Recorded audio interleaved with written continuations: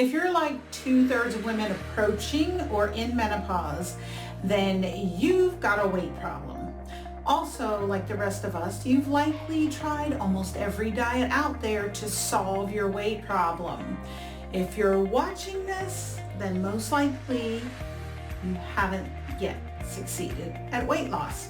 In this video, I'll break it down for you. After losing 100 pounds myself, as I slid into menopause, I certainly know a thing or two about this really frustrating problem. And we'll shed some light on exactly why this is and what to do about it. I'm Dr. Kyrin, and this is the Menopause Boss. As you approach or go into menopause, you may be finding it harder and harder to maintain your weight in your normal range. Because the truth is that starting at age 30, we begin to lose muscle and bone mass and gain weight at the rate of 3% annually if we do nothing to counteract these declines. And the truth is that most of us are really not diligent about taking the daily steps needed to reverse such negative forces, right? We always say, tomorrow I'll start that diet, that exercise program, those supplements, you fill in the blank. Or we do aerobics, but we neglect weight training, a vital ingredient in maintaining muscle and bone mass, which are essential to keeping fat off. In any case, most of us use an insane approach trying to lose weight in menopause. That is, we try the same thing over and over and over again. Eat less, exercise more. Eat less, exercise more. That's the mantra. And we fail over and over and over again until we become demoralized, give up, and maybe enter the hopeless state.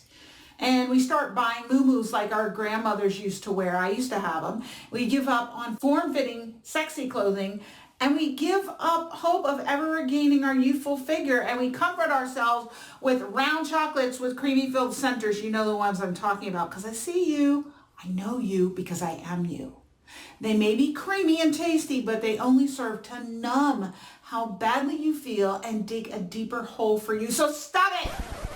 Why we gain weight leading up to and in menopause. So let's talk about that. The four main reasons that this happens are hormone imbalances, toxicity, nutritional deficiency, and mental, emotional, and spiritual imbalance. You've heard me say it before.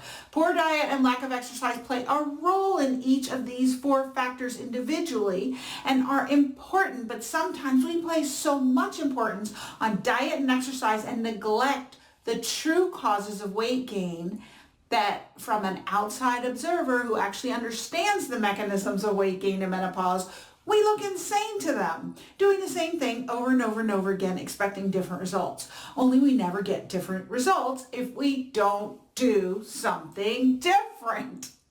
So let's break these down one by one. Hormone imbalances. When you get to menopause, you've got your three main sex hormones, estrogen, progesterone, testosterone. Well, guess what? Generally, for 80% of us, progesterone is going down starting around the time you're 40. And by the time you go into menopause at the average age of 51, you have really low progesterone. And guess what progesterone does for you? It's the weight loss happy hormone. It's also the sleep well, feel good, antidepressant, anti-anxiety hormone. So with your lack of progesterone starting in your 40s and almost none by the time you go into menopause, you are going to gain weight if you don't do something about it. Now, estrogen does decline, but 80% of us have plenty of estrogen by the time we hit menopause. Guess why? Because fat tissue actually makes estrogen. It's a secret. Most doctors don't know this, so don't tell them. It makes estrogen, so most of us have plenty of estrogen because we've got plenty of fat tissue, right?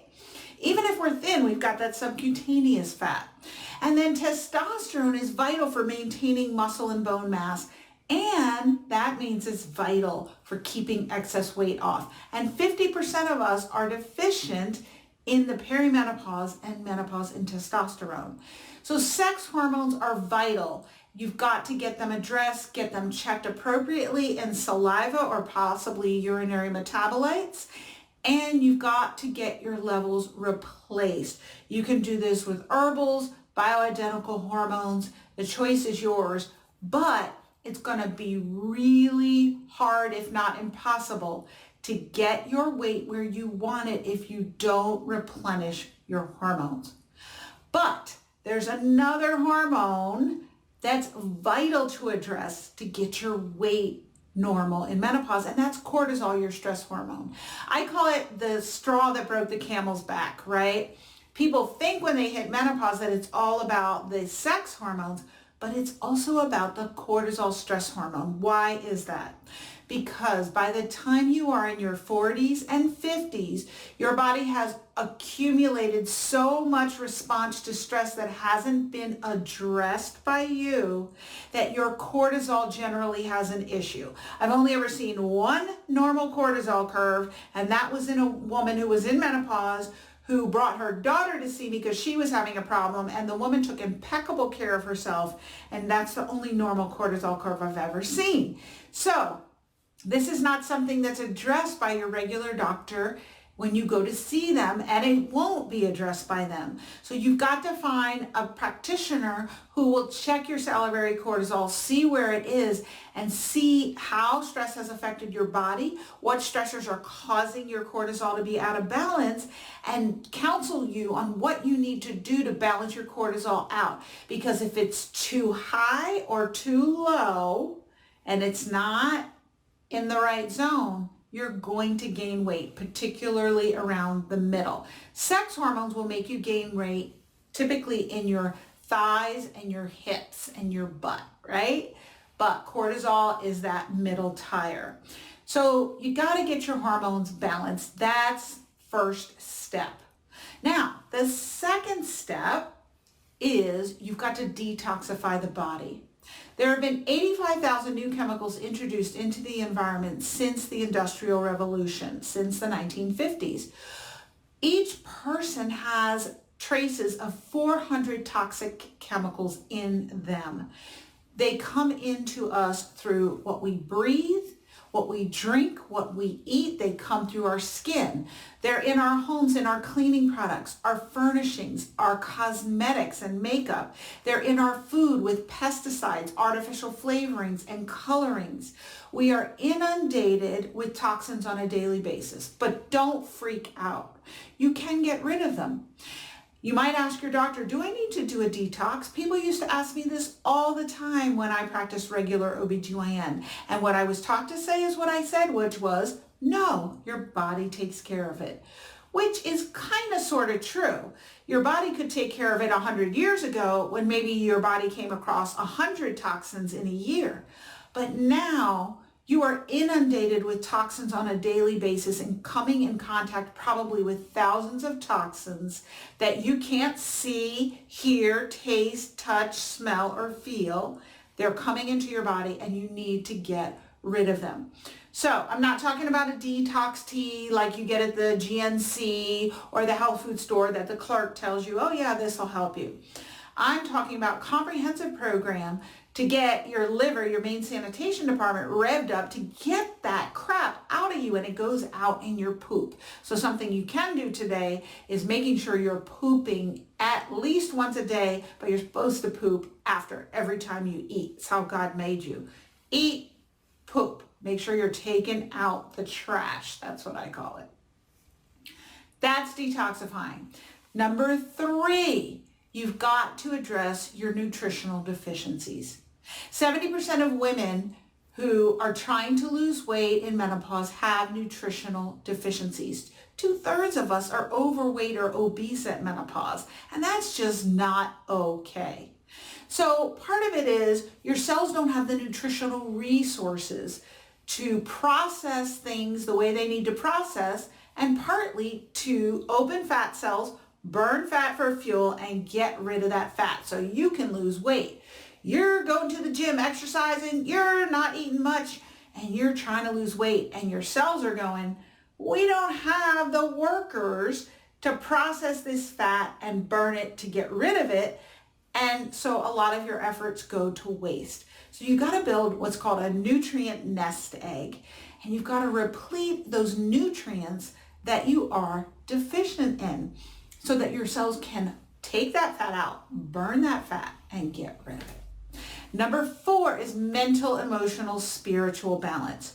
Thoughts are things. They affect you. The thoughts you think create the feelings that you feel. And these are based on the beliefs that you have.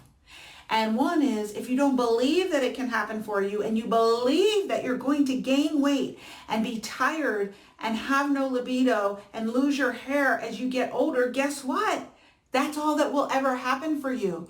If you don't believe that there's a possibility that you could be optimally healthy, healthier than you've ever been in your life, in your menopause and in your later years, then it's not going to happen. So opening that belief and really examining the self-limiting beliefs that you have. Usually that's not the only one.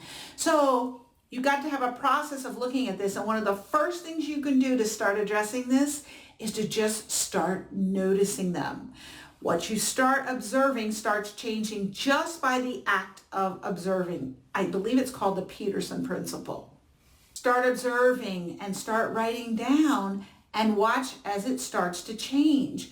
And also starting to use meditation as a mindfulness practice. That actually helps with that first step we talked about, the cortisol, helps to balance it out. It helps with mental, emotional, spiritual balance as well.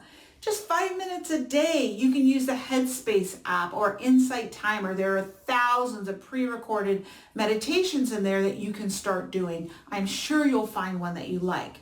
Also, a gratitude practice. You can just keep a gratitude journal where you write down 5 things a day that you're grateful for, or tell a friend that every day and you have a little meetup where maybe you text it to each other or you talk on the phone. That's proven to help improve markers of your health, and meditation is too.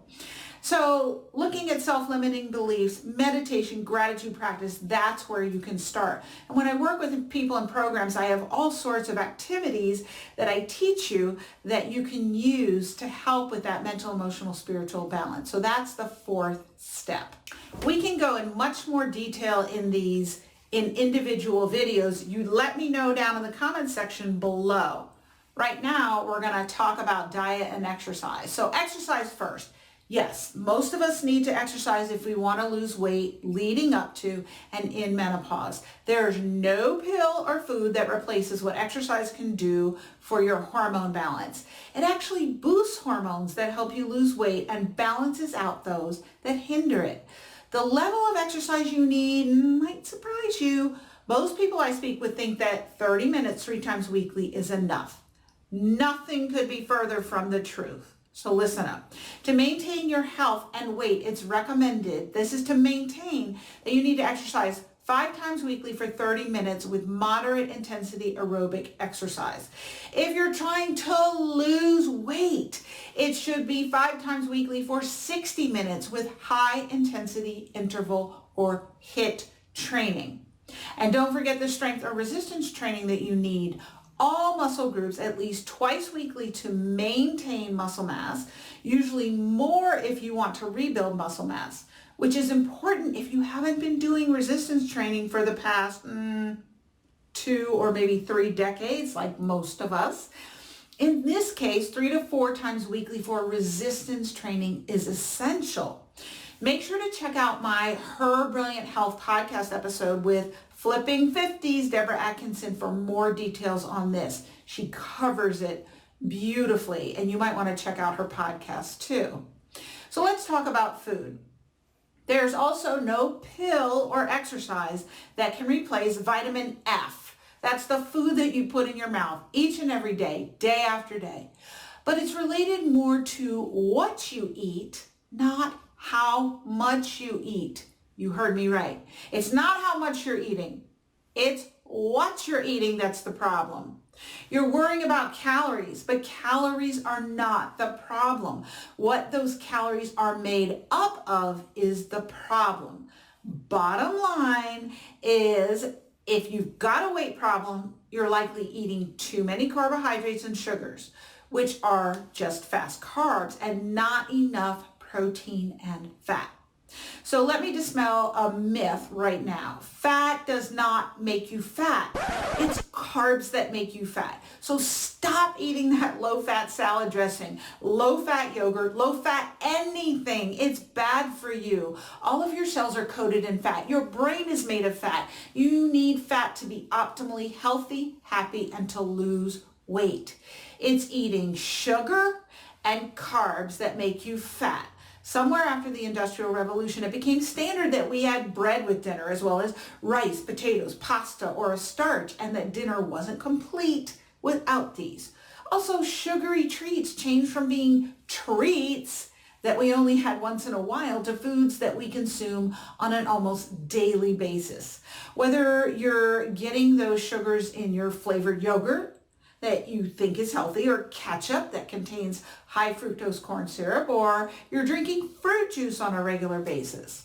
The truth is that carbohydrates made from rice, processed grains, or potatoes or elsewhere readily turn into sugar in your body, and along with sugar, they spike the hormone insulin, which signals your cells to store sugar as fat, not release fat, and to store fat.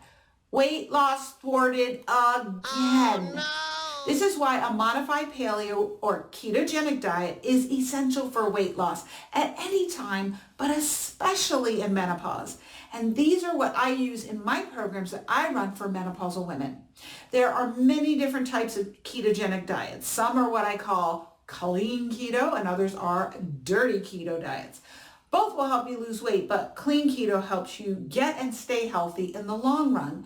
This is the type of eating I followed while losing 100 pounds, and I still follow for the most part. More on this to come in other videos. So there you have it. All of the essentials that need to be addressed for you to lose weight in and around menopause. I know it sounds complicated, but really it's pretty simple. But it's not always easy because it means changing some of your most cherished beliefs and affiliations towards your habits and foods that have gotten you to where you are now. So are you willing to be uncomfortable in the service of your health? This is the most important question that I ask people. I'm not talking about the discomfort of hunger that you are used to from starving yourself with bad diets like Weight Watchers that include a hefty dose of carbs and therefore keep you hungry always. I'm talking about the discomfort of getting off the diet and exercise lie that we are continually fed, learning the truth about weight and fat loss, and doing it the right way by addressing the root causes. I see people struggling so hard to lose weight and keep it off by nearly starving themselves or working out at the gym almost 7 days a week for an hour at a time when it just shouldn't be that hard. When you address the hormone balance, detoxify your body, replete your nutrient status, and address the mental, emotional, and spiritual issues, then what you eat and how you move is easily recoupled to your weight, and the weight comes off easily. I know because it happened for me and for thousands of my clients. It can happen for you too. If you'd like more information on how to address the root causes of menopausal health issues and how to become a menopause boss, check out the link below for my free course or go to menopauseboss.online for more information. I look forward to seeing you in the next video. Stay beautiful.